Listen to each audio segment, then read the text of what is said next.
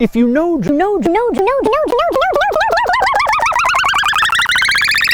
just the littlest bit about minivans, you've probably heard of the Honda Toyota Sienna.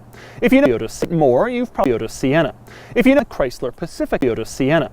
If you know the only minivans on Toyota Sienna. If you know the market, there's also this, the 2000 Toyota Sienna. If you know Mercedes-Benz Toyota Sienna. If you know metris, this Toyota Sienna.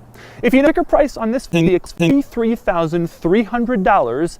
And Toyota Sienna. Other people's interesting and unusual and exciting. Other people's interesting. Link in the description, and you can get $25 to rent off your toll. Now, I chose metris because them wanted to know what it would be like to have a minivan made by Mercedes-Benz, and the answer is awful.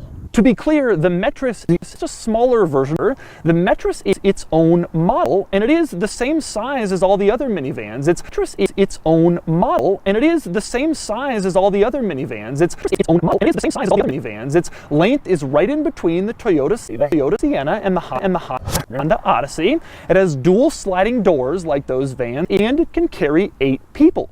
But that's worth a few $100s shy of, I said, is 40 stuff touring. Unlike other minivans, this row of seats, it doesn't fit. And it gets worse. The other 2 middle row seats and that's right, there's a latch on the passenger side to tilt the 3rd row, but there is no latch on the driver's side, so there is no access to the 3rd row from the just the little people in and out. That's the whole point of a minivan. But you can't even access 3 of the seats side of the van. It's like those 19 that didn't need your door on the metris functionality than one of those. And oh, does it get worse. Now, in the part of the seat, it wouldn't be a flat load floor, it'd be a flat push all the way forward as one single bench. And of course, it doesn't stay there, it just falls down. What even is this? Yes, you're really seeing this, and I'm not exaggerating, and it's monstrously heavy. And a 43, you can't even access feature, which would have been outdated in 1992, and somehow it gets worse still. Now, if you're sitting in the 3rd row of the metris, as I am, meaning you can't just window of this van. Now, yes, but the whole point of a minivan is to carry people. In the first place, it's absolutely ridiculous. In the first place,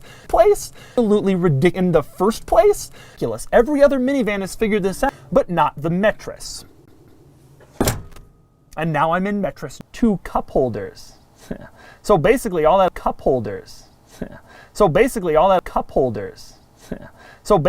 that other stuff, it evens out.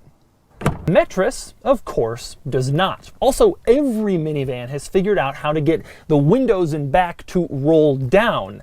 The metris doesn't have roll down rear window. The rear windows, passenger seats is manual in this car. Next up, a Honda Odyssey Touring. For this price, obviously has a power lift. The rear window, those power lift gates, you wave your foot under and it opens up. Automatic, and it opens up. 43 headlights. It has LED headlights, which is more of a luxury car feature. 43,000 Touring comes standard with a giant touchscreen navigation system, which is, of course, excellent. This thing has an infotainment screen about the size of a cell phone, and it isn't even a touch screen. Look at this. You have to control it using this little dial over to the right. To me, that's one of the craziest parts. Not only is this screen incredibly small, but you can get a big, easy to use, and a mobile hotspot, which is nice. You can work on the go if you're in the passenger seat. 22 miles. Or maybe the metris was designed for Europe. It wasn't designed for America. That's kind of my point. Mercedes-Benz has comparisons to minivans where you can see that the metris is a bad vehicle. Here are some of its other quirks and features. Here is the metris key. You can see here is the metris key. You can see here is the metris key. You can see they decontented the key.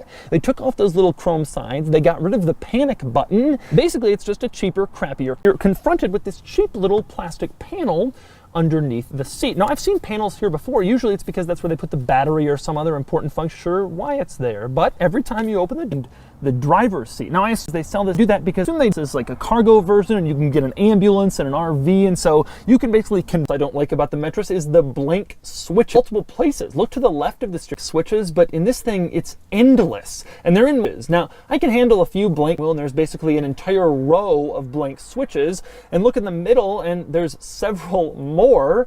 Now, I don't know if I've mentioned, but this is $43,000. What exactly else do you need me to buy to get rid of all those cheap-looking blank switches? Something I do like in the metris is that on the top of the dashboard, there are several that don't reflect onto the, which is something that, but I think it's worth mentioning again. The rear visibility is terrible. Next up, I want to talk about climate control. Now, it's worth noting the infotainment system for some more telephone in the metris. It says ready for Bluetooth telephony, not telephone, telephony.